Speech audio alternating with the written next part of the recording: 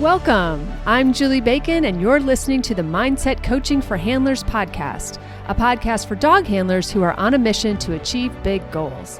Here I share lessons, insights, personal stories, and tools you can apply during your next show, trial, or test to help you strengthen your mental game and hopefully cue more consistently.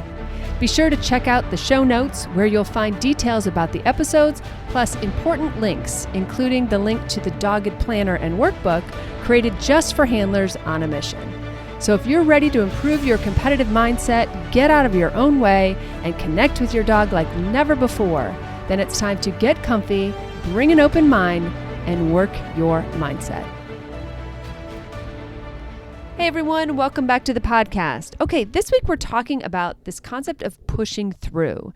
And, people use this phrase a lot, pushing through as, if they're pushing through something, right? Either maybe some moment in time, or they feel like they should, air quotes always, be pushing through to work their dogs when they don't really want to, or to go to trials when they don't really want to maybe, or just, get out of bed, when they don't really want to. And I think this concept is really kind of interesting that we kind of use this phrase so much.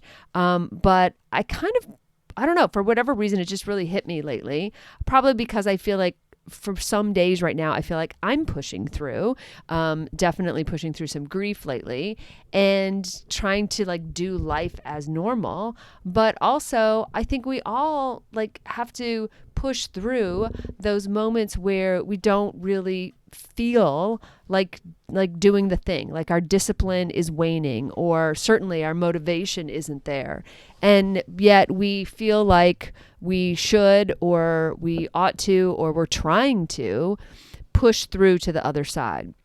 And so I think there's some really good aspects of pushing through, and I think there's some really dangerous things of pushing through, right? Of course, the dangerous ones are easy. We can take that first, right? The dangerous ones are, are you glossing over something? Are you not addressing something? Are you pushing past something? Are you, trying to ignore something? Then there's some other aspects of when you're pushing hard because you're going for a goal and you're just kind of pushing through the pain of it, or those moments that aren't so smooth and aren't so fun and are going kind of lousy.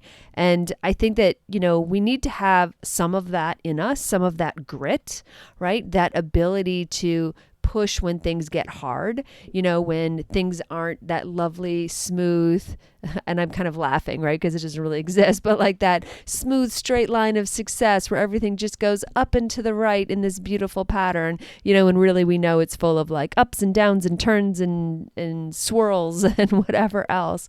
But to get in there and have some grit and know that, we can push through this moment and that it's temporary, whether it's a learning situation or, you're going through a funk, or your dog's just not getting it, or you're just not getting something, or, you're having a long trouble with your contacts or trouble with your weaves or something like that. And you're pushing through because you're being tenacious, really, and you have some grit about it, and you know that it's worth it if you just put the work in.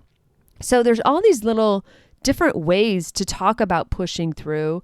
Some, like the latter one, the one I just spoke about, rather, can be that grit part can be really good and really helpful. And it's sort of based in some parts discipline, some determination, and, that underneath it all is this goal that is driving you forward, and hopefully your why is really strong, that it holds you up on those days where times are really tough. And I think that that's really important, that we have this ability to push through when things get hard, or when things are challenging, or when we don't, quote, feel like working, right? Because, I've talked about this before, but we're not always going to be motivated, right? We can't wait to be motivated before we pick up a stick of cheese. We can't wait to be motivated before we maybe, do something about our own fitness or our dog's fitness or our dog's conditioning, right? I think February in general in North America is kind of a tricky time of year. I mean, the days are shorter. I mean, although they're getting longer, thank goodness, but the days are shorter. It's colder out. The weather's crappy. Maybe there's snow in your backyard. Maybe you're just not feeling it. And so on these days, it is harder because you can't count on your motivation. There's nothing like that first sunny day in spring where you're like, let's go outside and let's do all the things and let's, find the equipment and bring it out and do all, we don't have that feeling, for a lot of us anyway. And so those are the days where we have to look back at our goals and see what it is that we're really working on and find that discipline, find that grit, find that ability to push through to the other side, knowing that it may not pay off today, it may not even be fun today, but you are making an investment in your future, right? That every run, every practice, every time you construct some deliberate training where you're really working on something that has a line dotted or straight to the goals that you have set for yourself, right? Those are those days that you really need to be able to connect it so that your discipline kicks in when your motivation wanes, right? So I think that is a really important.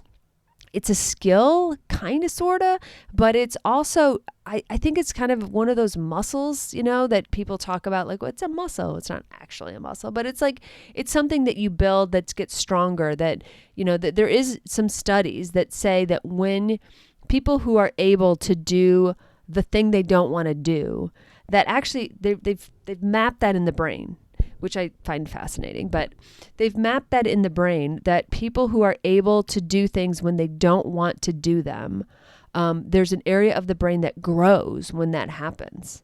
And people who give in to, or don't do the thing, that area of the brain can actually shrink.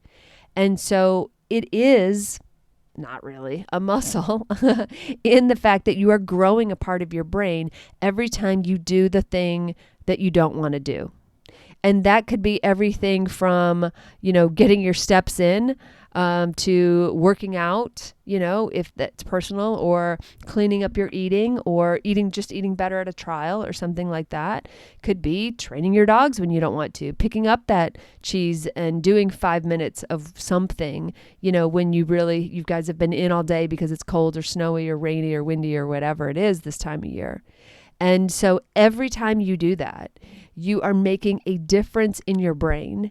And then you also keep kind of a promise to yourself. And so then you start to believe in yourself a little more, right? That self-talk is starting to have a conversation with someone who comes through on their promises to themselves, right? And I think that's really important, that we come through for ourselves. Right? We do the things we tell ourselves we're going to do. It's really easy to not work your dogs on any given day at home, right? Because who's watching? Who's holding you accountable?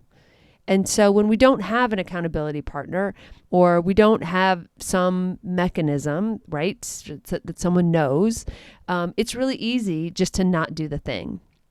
So, but every time we push through, and every time we, show up for ourselves and we commit, we follow through on the commitments we made to ourselves, not only do we start to trust ourselves more, but we wonder, what else could we possibly do, right? If I can keep this up, if I can, work my dogs 5 days in a row, even if it's just for 5 minutes in the living room, what else are we capable of doing, right? And you start to believe in yourself more because you know that you'll show up for yourself.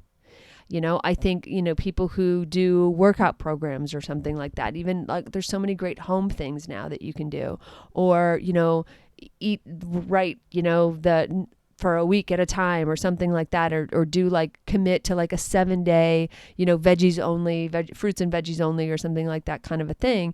I mean, again, they're doing the hard thing and then proving to themselves that they can do the hard thing.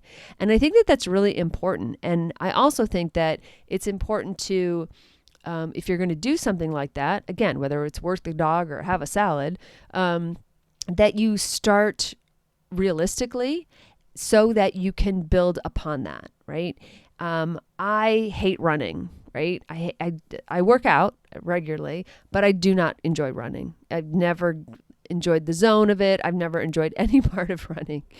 Okay. So if I told myself that like, I'm going to start running and I'm going to do the couch to 5K thing and I'm going to start running tomorrow, the amount of excuses I would come up with to avoid doing that would be creative and imaginative and quite impressive. Okay. Because I would have a reason I would have 10 reasons every day not to do that. Okay. So that would be an unrealistic goal that I would set. Even working my dogs for an hour every day would be unrealistic because I can't count on myself to do that.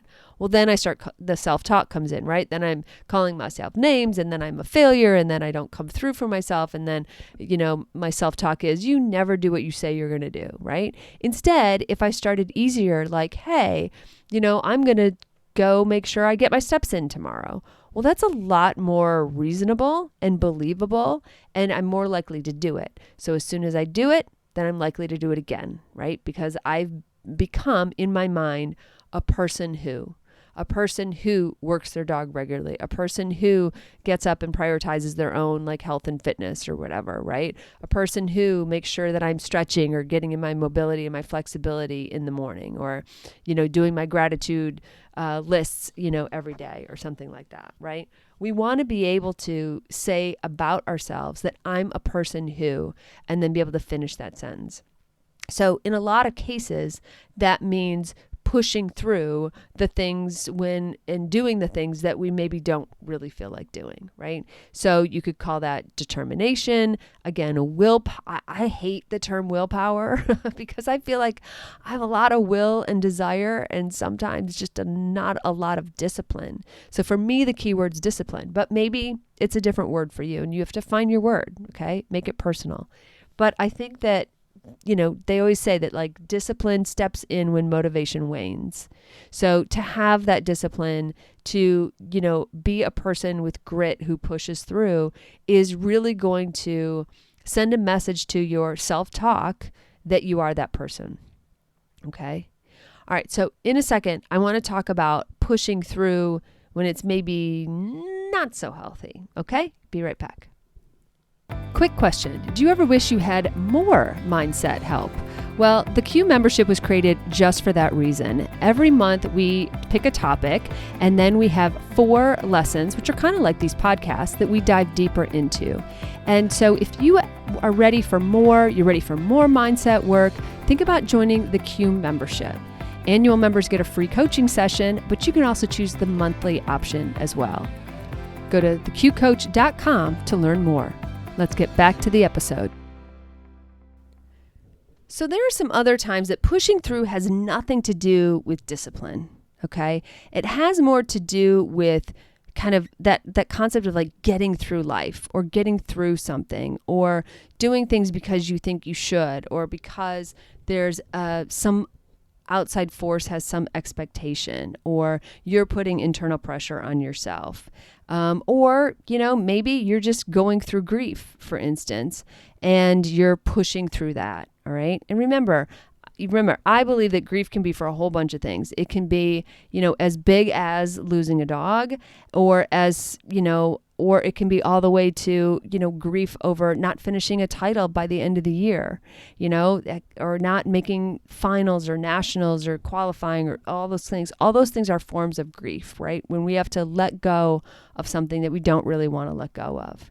And so sometimes pushing through is something that we think we need to do, but maybe we need a little self-care, or maybe we need to take a break, or we need to know when to push through and when we need to rest. And I'm going to use the kind of extreme example of losing a dog because I feel like lately I've been pushing through, right? I've been, there's a point where you do have to still get up in the morning and do your life and get on with things because the world doesn't stop rotating just because, you are going through something, right?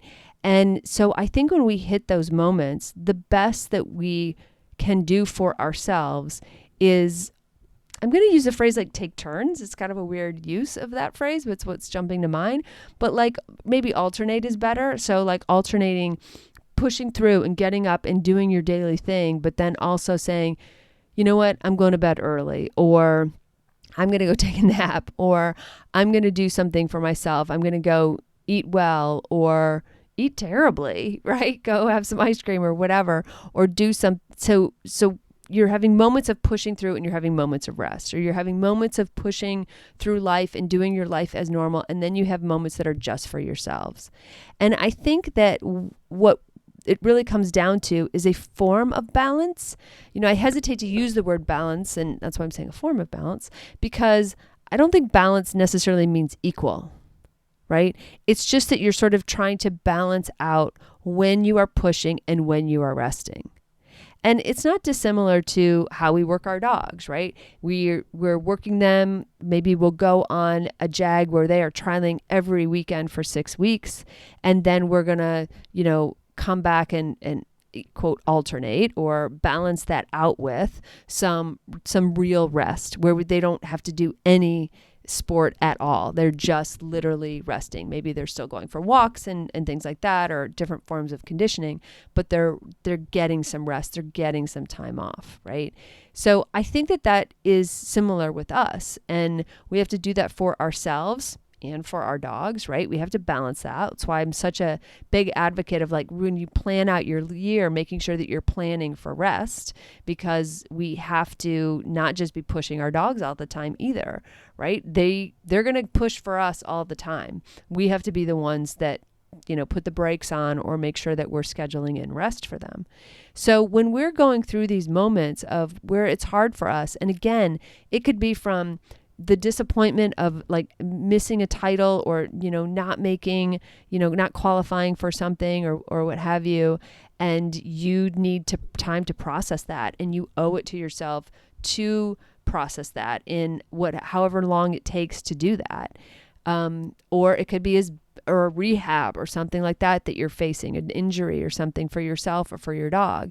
Even in the rehab process, that's a great example of when, a rehab professional will push you, but then also urge you to rest or ice or what have you, right? So you have moments of pushing and you come back. So there is this sort of flow or wave pattern, that in and out kind of a thing that nature does on its own, and that we need to kind of pay more attention to or take more cues from it, and know when to push and know when to rest, and be able to build that in for ourselves, that recovery that is mental, emotional, physical, maybe even spiritual, whatever that means for you, to know how to use that cycle in your benefit.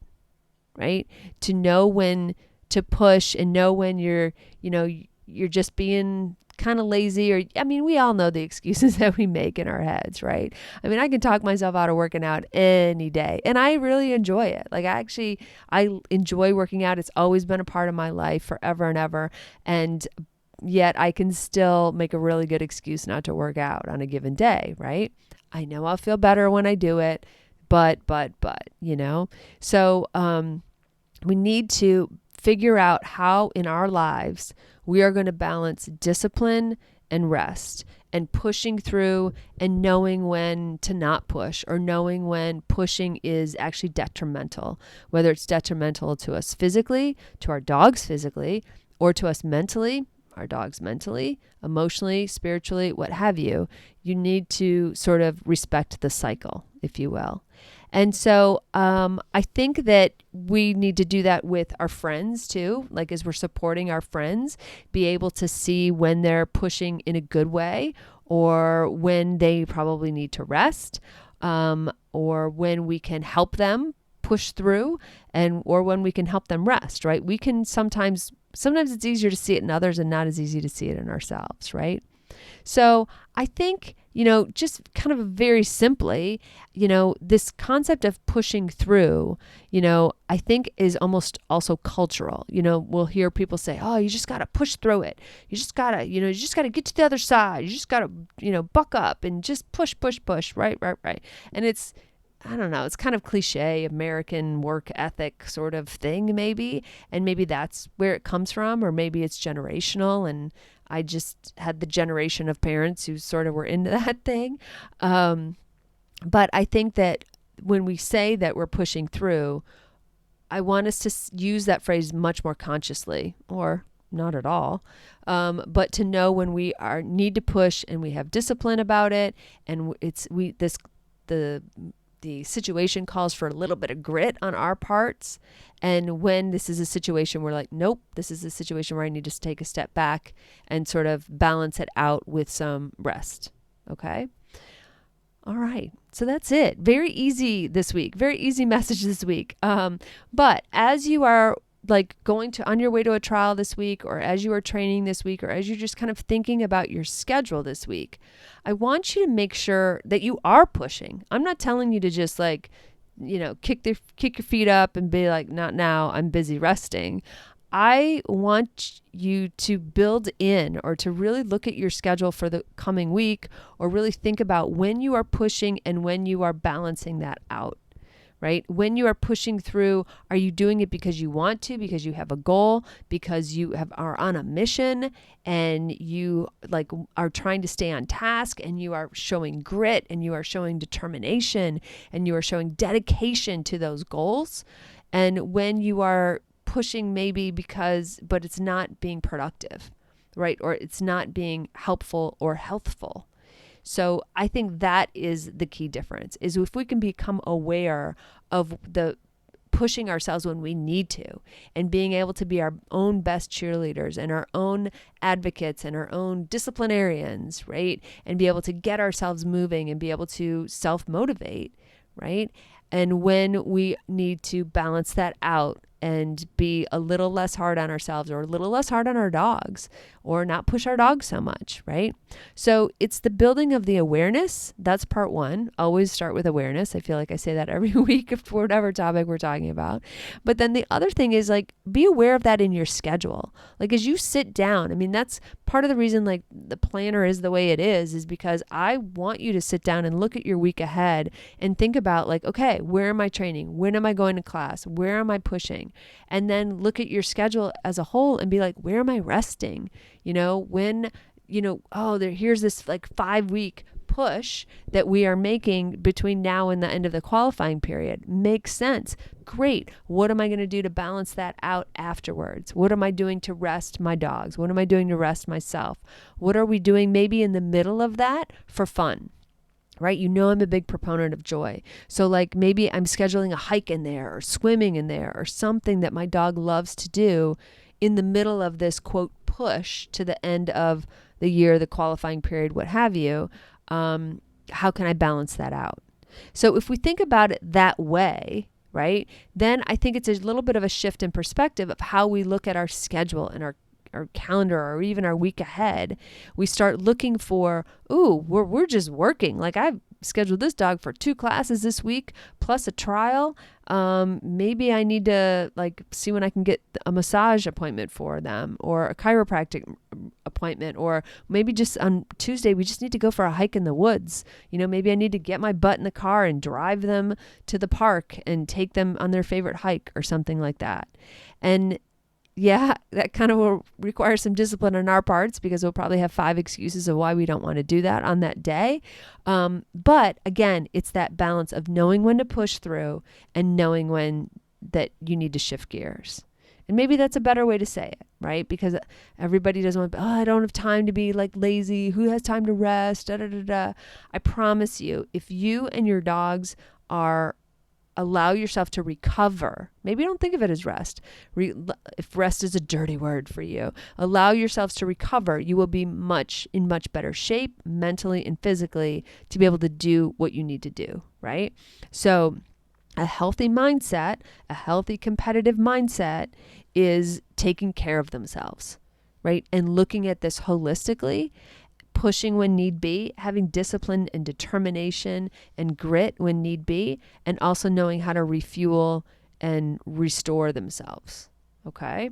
So think about that. Think about how you're pushing through in good ways, how you're maybe pushing through in bad ways, and how you can kind of restore the balance for yourself and for your dogs, and how that might be impacting your mindset. Like, are you just getting like fatigued, like, or is it same old, or maybe you can't get excited about trials right now or something like that because it's just becoming monotonous. So think about that and think about what place kind of this conversation has in helping you get maybe more fun or get this balance all kind of worked out.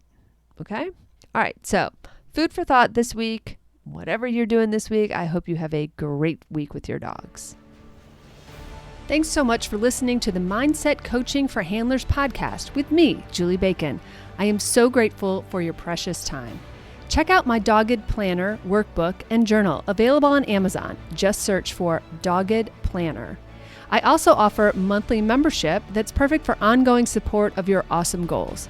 Check out theqcoach.com for details, or just stop by and check out all the ways you can work on your mindset. And be sure to follow me on Facebook and Instagram at theqcoach and let me know how it's going. Finally, please share, subscribe, and leave a review. This helps us podcasters tremendously. Plus, I know I get my best podcast recommendations from friends. Thanks, and have a great week with your dogs.